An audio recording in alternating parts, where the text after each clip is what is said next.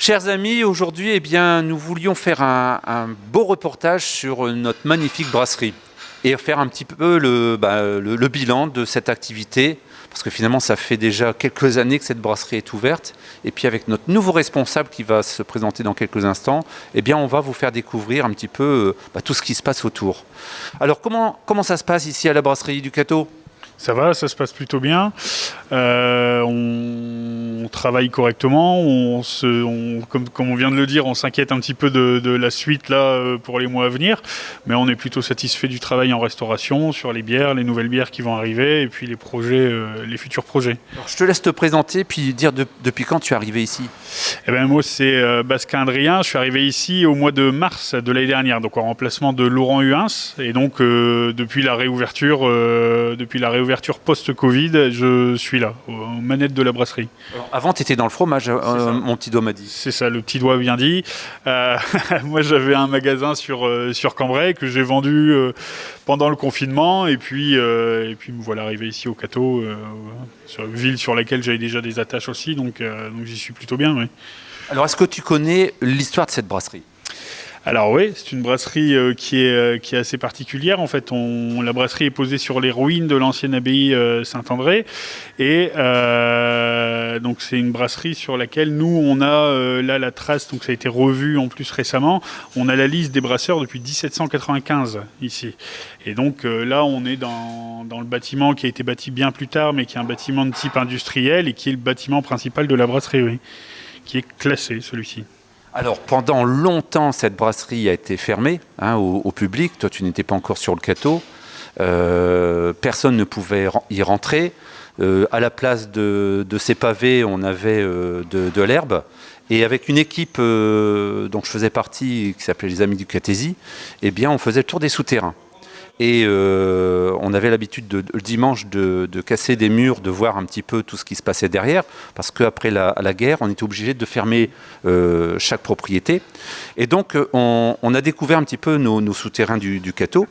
Et un beau jour, en passant par la rue Jean Jaurès, on a atterri dans cette magnifique cour. On était peut-être une petite dizaine.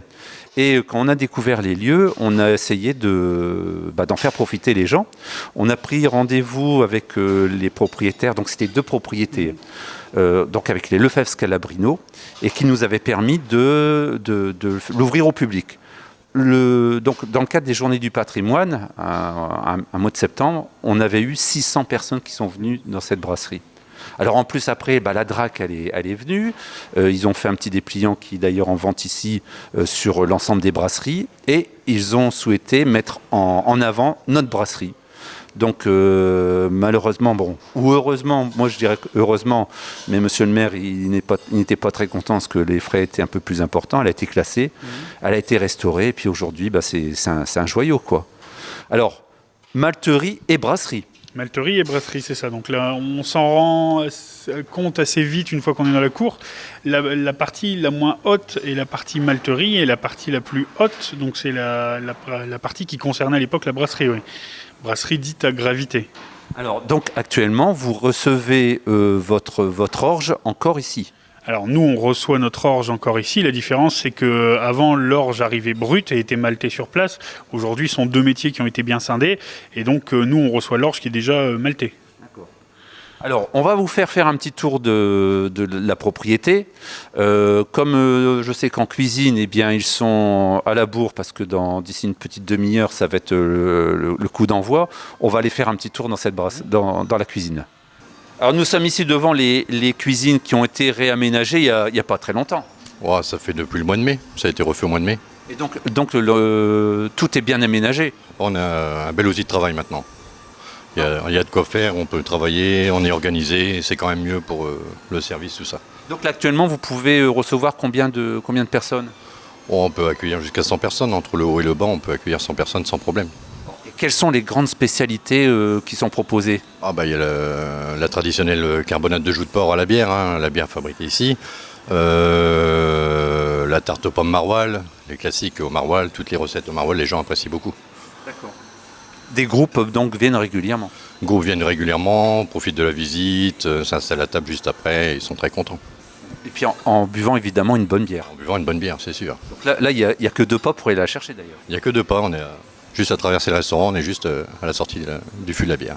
Alors qu'est-ce qu'on peut dire aux gens qui nous regardent pour les inciter à venir? Qui viennent découvrir déjà notre bonne bière, qui est fabriquée sur place. Et nous, on travaille beaucoup nos plats cuisinés avec la bière qui est fabriquée ici. Donc c'est un bel outil de travail. Et automatiquement, ils repartent avec plein de bons souvenirs. Et beaucoup de choses sont faites maison. Il y a une grande majorité maintenant qui est fait maison. Que ce soit de l'entrée au dessert, beaucoup de choses sont faites maison.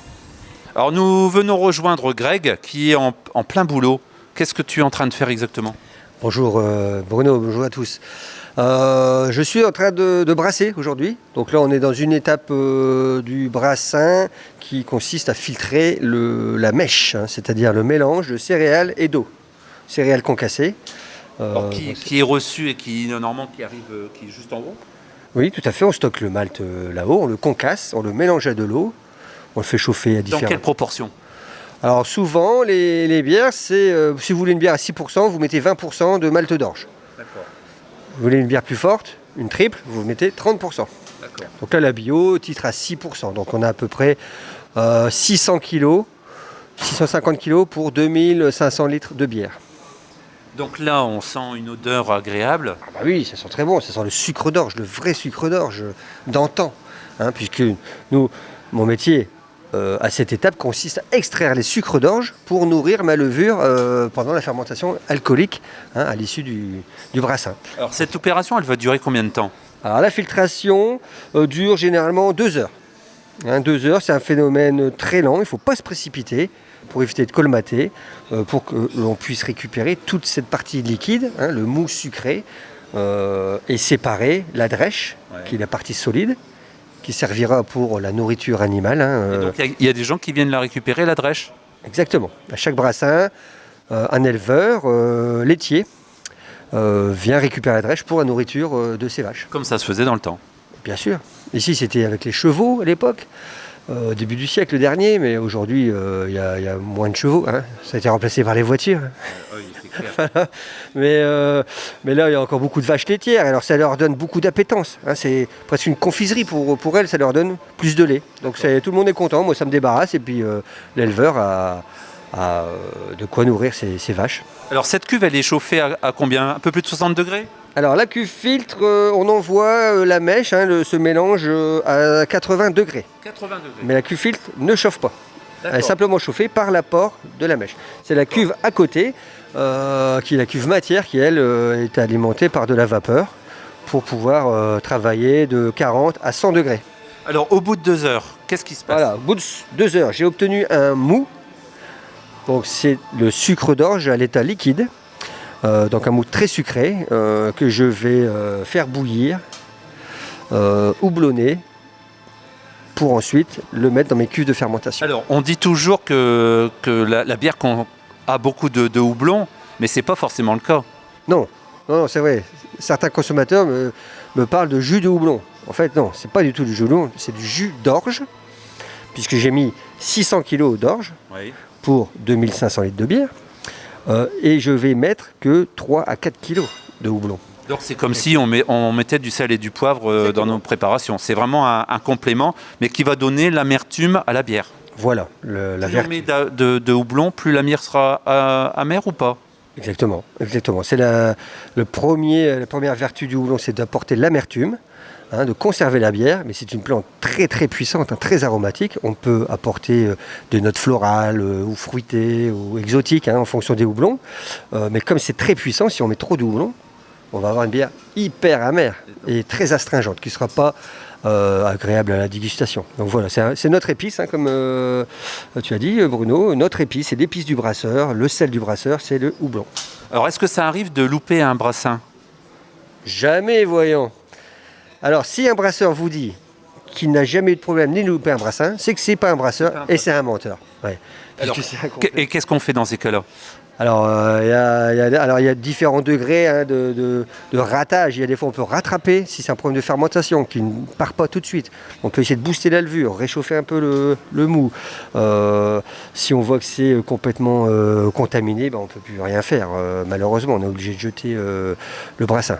Et ça arrive souvent? Non, très peu. Alors qu'on a un bon maître brasseur alors. Bah, voilà, c'est ça, hein, la brasserie, c'est de la cuisine. Aussi, on a des grosses marmites, hein, comme j'ai déjà dit. Si on ne nettoie pas ces marmites, eh bien, la bière ne sera pas bonne. Donc c'est beaucoup d'hygiène, hein, de qualité. La bière, hein, c'est pas seulement mélanger la céréale de l'eau, c'est 50%, c'est le nettoyage, la qualité. Alors, une fois qu'elle a été brassée, où est-ce qu'elle va aller?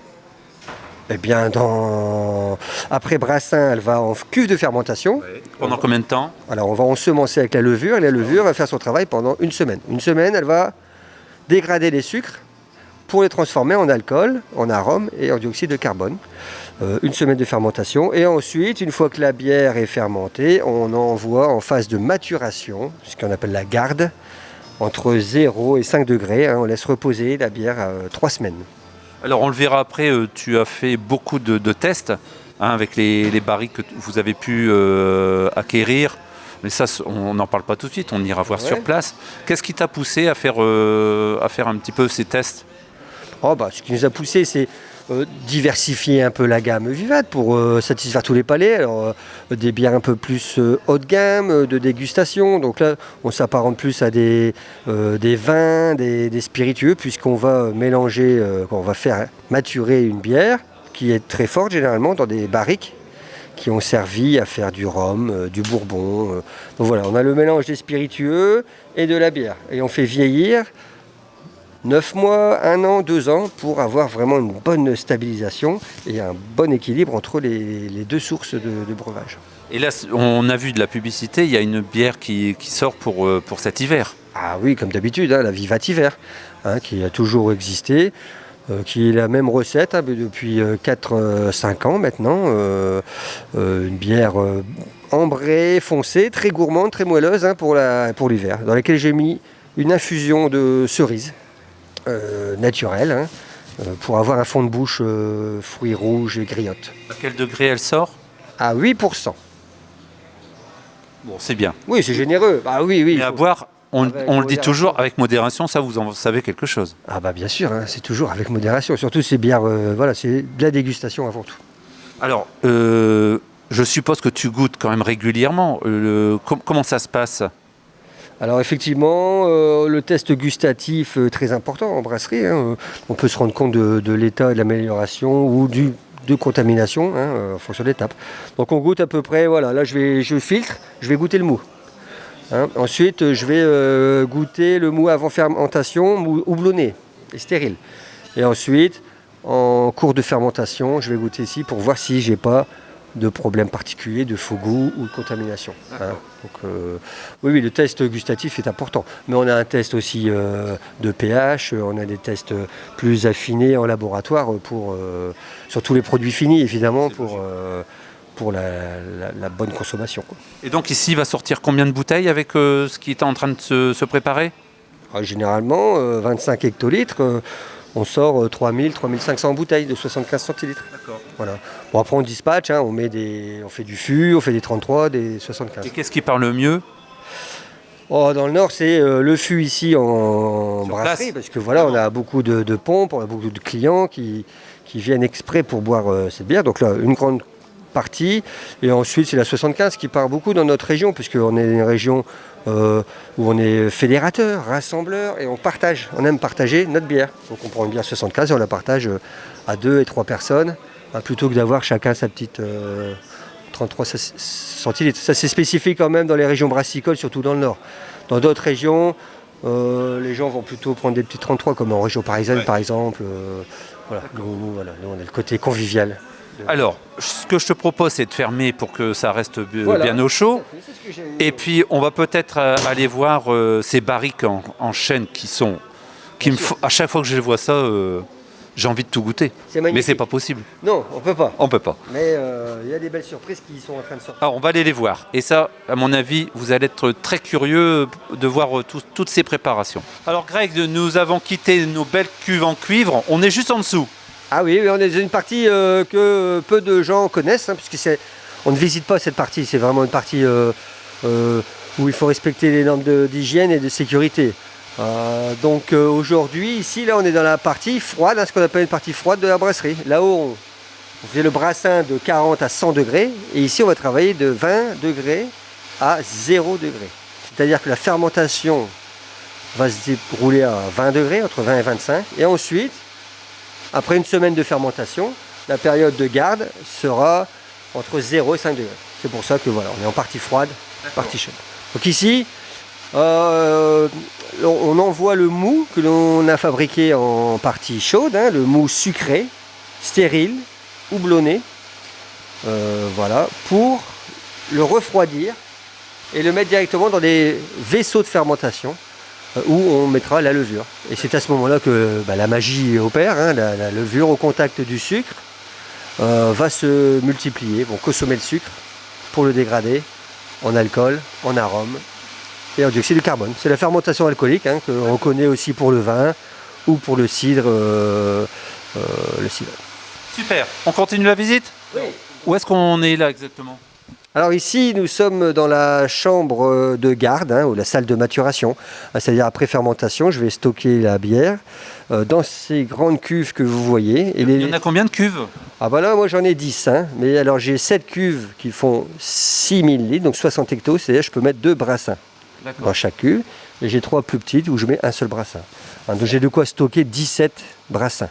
C'est très important d'avoir une réserve, puisque le brassin dure une journée, la fermentation une semaine, et la garde 3 semaines. Donc il faut des cuves tampons pour pouvoir brasser le plus possible. Donc je peux brasser aujourd'hui 15 à 16 fois dans le mois.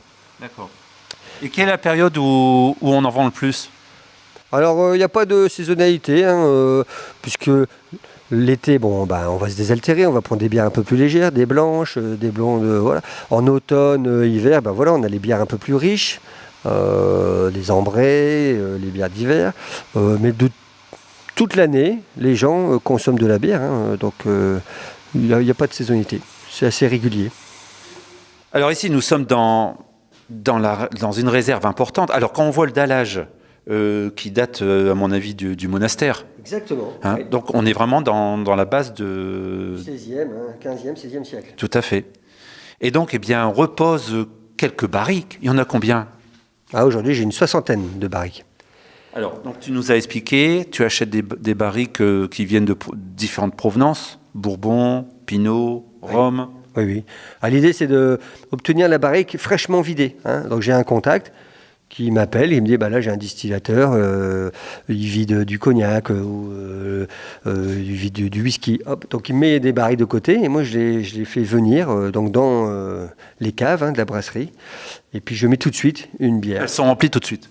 Elles sont remplies tout de suite. Il faut éviter de laisser les barriques vides, hein, ne serait-ce pour éviter les problèmes de contamination. Et puis, ça évaporerait aussi le spiritueux. Hein, parce que l'idée, c'est que même si la barrique est vide, dans le bois, il y a encore imbibé le spiritueux d'origine. Donc, c'est le mariage de la bière et du spiritueux qui va donner Et qu'est-ce qui t'a donné cette envie de faire ce mélange avec le Bourbon, avec le Pinot des Charentes?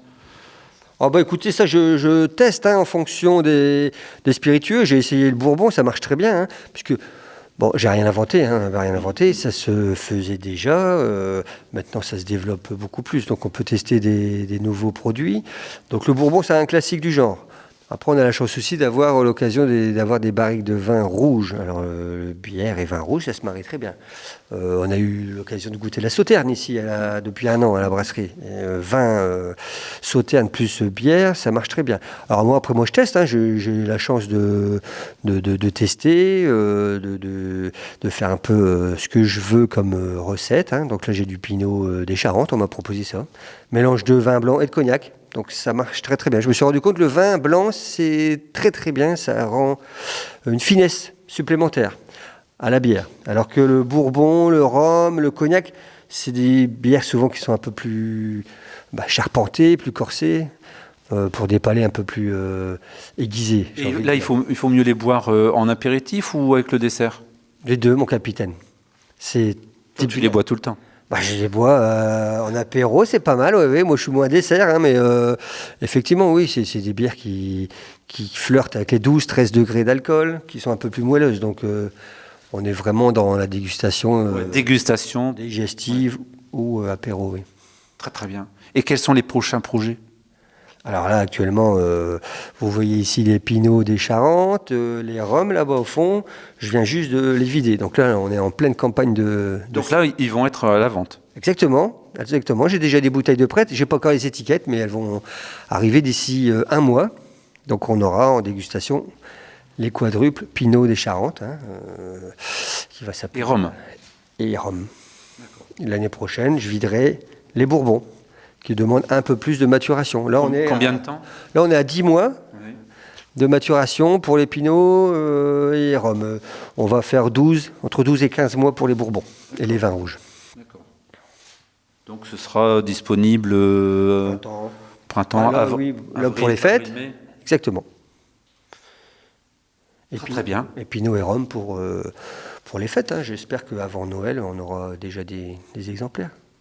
Oui, beau cadeau. on viendra goûter en Ouais. plus. On demande à Papa Noël qui nous mette ça de côté. Eh bien, la visite continue. Bon, il y a une boutique, mais il y a également la possibilité de venir faire sa propre bière. Tu nous montres un petit peu? Ah oui, bien sûr, oui. Ben, on y va. On va à l'atelier du brasseur. C'est parti. Alors, on a traversé cette cour, on a atterri dans je ne sais pas ce qu'il y avait exactement ici, c'était peut-être des écuries. C'est ça, Parce que... tout à fait. Et donc, vous avez installé de quoi pouvoir faire sa propre bière. Voilà. Oui, dans l'atelier du brasseur. Alors, comment ça se déroule? Ça se déroule exactement de la même façon qu'à grande échelle. Alors, on a simplement réduit la quantité. Je fais 2500 litres là où on était et on fait 25 litres ici. Ouais, c'est déjà pas Donc, mal. ça nous permet d'accueillir des clients qui veulent comprendre comment déjà on fait bien. C'est un but pédagogique. C'est un sûr. but, alors, on s'amuse beaucoup, mais on apprend énormément de choses. Et l'avantage, c'est que les clients peuvent repartir avec leur propre bière puisqu'ils l'auront brassée dans des ateliers qui vont durer à peu près 4-5 heures. Ils ne vont pas faire tout le process, évidemment, parce qu'ils ne vont pas rester un mois. Il faut un mois pour faire une bière. Ouais. Mais au moins, la partie très intéressante, la partie chaude dont je vous parlais, partir du grain que l'on va concasser, le mélanger à l'eau, le faire infuser, mettre le houblon et démarrer la fermentation. Alors, quand est-ce qu'on parle d'orge? Quand est-ce qu'on parle de malt? Ah, alors ça, c'est une étape de germination. Le maltage, c'est le principe, c'est de germer le grain. Donc ça dure, c'est un métier à part entière aujourd'hui. On est malteur. Avant les brasseurs maltaient, maintenant ils n'ont plus le temps ni plus la place. C'est très énergivore. Donc on laisse simplement tremper le grain d'orge dans de l'eau. Une fois qu'il est humidifié, on le laisse germer à température de 30-40 degrés pour obtenir le petit germe. Et après 4-5 jours, on a... Il faut l'arrêter. Alors, on arrête la germination, on va faire ce qu'on appelle le touraillage. On va faire sécher le grain dans la grande. C'est ce qui se faisait, Touraille. nous aussi, avec la touraille. Ah bah là, on a une magnifique touraille restaurée ici, dans la brasserie, qui est magnifique. Alors, les gens qui nous regardent et qui sont déjà venus manger, donc l'endroit où on mange, finalement, c'était là où l'orge qui a été mouillée était Germée. Ouais. On déjeune, effectivement, ou on dîne dans les salles de germination. Il y en avait 2. Et dans la première, au sous-sol, on a la touraille à proprement dite, qui est un four, dans lequel on alimentait avec un charbon très pur, un coq, pour faire chauffer le grain germé entre 80 et 90 degrés et 200-250 degrés pour avoir un malt noir. Donc, en fonction de la température, le grain était plus ou moins coloré pour avoir les brunes. Les bières blondes. Par exemple, pour une Guinness, il faut du grain. Oui, pour une Guinness, on utilise beaucoup de malt pâle, classique, et on va mettre une proportion de malt qui était torréfié. À combien de température? 250. Donc le malt est noir, et on l'utilise que pour le goût et l'arôme. C'est très colorant. Une petite proportion de malt torréfié suffit à avoir une bière noire. D'accord. Alors, une fois qu'on a broyé notre orge, Eh bien, le même principe, on le concasse et on va le mélanger dans ces cuves, dans ces marmites de 25 litres. Alors là, on est vraiment encore plus manuel et artisanal. Il faut brasser à la main. Ah, là, on brasse à la main, à l'ancienne. à l'ancienne. Il faut brasser, on chauffe à la main, et puis on suit toutes les étapes. Donc l'infusion avec le grain, la filtration, c'est exactement le même process. En plus petit, on filtre. Ensuite, on va faire bouillir, on met le petit houblon. Et ensuite, on met en cuve de fermentation pour avoir la bière. Alors donc il y a une petite nouvelle qui va intégrer le groupe et qui va proposer cette activité. Ah ben bien sûr, ça a du succès. Il y a beaucoup de monde qui est intéressé par ces ateliers. Donc nous avons recruté notre dernière recrue, Margot, qui est là, qui va s'occuper des ateliers et accueillir, animer les postes. On la laisse se présenter ? Bien sûr. Ben voilà, moi c'est Margot, j'ai 27 ans tout juste et je suis tombée sur le poste un peu par hasard. Je suis pas du tout dans cette branche de base. C'est vrai qu'avec mon conjoint on aime bien tout ce qui est brassage et tout ça. Donc voilà, je suis venue pour apprendre. Et tu es de où ? Alors Catenières, moi j'habite. D'accord. Voilà. Et tu connaissais la brasserie avant ? Oui, on est déjà venu manger, on est déjà venu boire un coup, on a pu travailler avec les bières d'ici, avec des associations desquelles on fait partie, pour des événements. Il y a eu des concerts sur Caudry, tout ça, donc on a déjà travaillé avec les bières d'ici. Et puis, oui, de base, on la connaît de toute façon. Et tu t'es dit, pourquoi pas tenter l'aventure ? Voilà, j'avais besoin de retrouver un job, et puis voilà, j'ai tenté. Greg, est-ce qu'il est un bon formateur ? Ah oui, Greg explique très très bien, ouais. Ouais. Calmement, Oui. posément. Il faut. C'est ça. Alors donc, si on veut s'inscrire à ces cours, à ces préparations, comment fait-on ? Vous vous adressez à la brasserie, hein, vous pouvez trouver facilement le numéro sur le site internet, Facebook, ou vous allez directement sur place, à la boutique. On vous délivrera un petit bon. Est-ce qu'il y a du monde qui s'inscrit ? Oui, bien sûr. Donc, si je veux le faire pour la semaine prochaine, c'est pas forcément sûr. Non, il y aura peut-être un petit délai, le temps de caler, de faire passer les clients. Oui. Mais c'est pour ça qu'on recrute aujourd'hui Margot, comme ça on pourra peut-être sûrement développer, avoir moins d'attente. Mais non, il y a de la place, Surtout qu'on a eu une grosse période de disette, on a dû reporter à cause de la pandémie, comme tout le monde. Donc là, il y a les anciens clients à faire passer en priorité. Donc il y aura peut-être 2-3 mois de délai actuellement. Alors moi, maintenant, je vous propose de retrouver Adrien dans la boutique, parce que finalement, celui qui veut boire une bonne bière, évidemment, une bière sur place, c'est bien, mais si on veut en ramener pour faire des cadeaux ou boire à la maison, eh bien, il y a tout ce qu'il faut ici. Exactement. Alors après avoir vu l'atelier du brasseur, eh bien nous sommes à côté, à la boutique. Comment la boutique elle fonctionne ici ? Alors, la boutique est ouverte du mardi au dimanche, donc le mardi et le mercredi de 10h à 16h, jeudi, vendredi, samedi de 10h à 19h et le dimanche de 11h à 16h. Même entre les midis ?